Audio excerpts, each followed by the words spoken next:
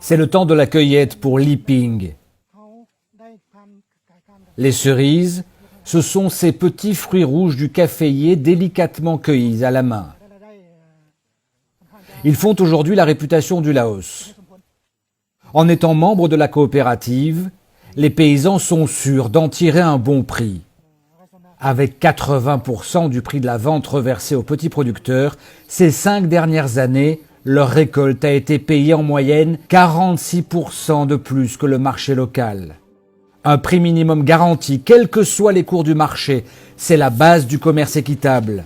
Un café torréfié, vendu un peu plus cher aux consommateurs, mais qui assure des revenus convenables aux petits producteurs. On se sent plus valorisé, plus indépendant, plus à l'aise pour négocier directement avec les commerçants. Si cela ne nous convient pas, nous pouvons même refuser leur offre. Un commerce éthique, labellisé Max Havelaar, lancé il y a plus de 10 ans par ce torréfacteur niçois. On a découvert ce magnifique plateau des Boloven, qui est un plateau qui est à 1000 mètres, avec une forêt tropicale et des chutes d'eau qui sont magnifiques et qui permettent de faire un café de qualité, arabica lavé, peu connu, un petit café de niche, mais remarquable. 6000 hectares d'un café d'exception, cultivé en agriculture biologique. Un café qui fait vivre aujourd'hui plus de 1000 familles réparties dans 47 villages. Avec une exportation de 1200 tonnes, la coopérative du plateau des Bolovens s'est ouverte sur le monde. Grâce à la vente de leur Arabica et Robusta, labellisé Max Havelaar, la coopérative des producteurs de café a pu bénéficier en 5 ans de 2,5 millions de dollars de primes complémentaires, ce qui a permis de créer un fonds collectif pour les projets sociaux. Ainsi, les paysans peuvent recevoir des avances de paiement ou des engrais pendant la saison des pluies.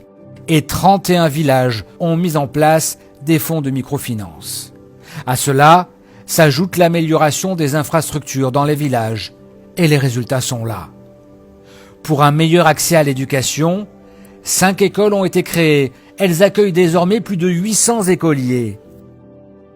15 forages, 222 filtres à eau répartis dans 42 écoles permettent aujourd'hui à 7000 enfants d'avoir un accès à l'eau potable. Avec ses 3500 bénéficiaires, la santé n'est pas en reste non plus. Une clinique a même vu le jour.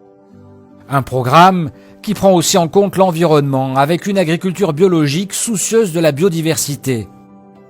8 fermes pilotes, 1000 tonnes par an de déchets organiques transformés en engrais biologiques permettent de maintenir des rendements élevés et de protéger l'environnement.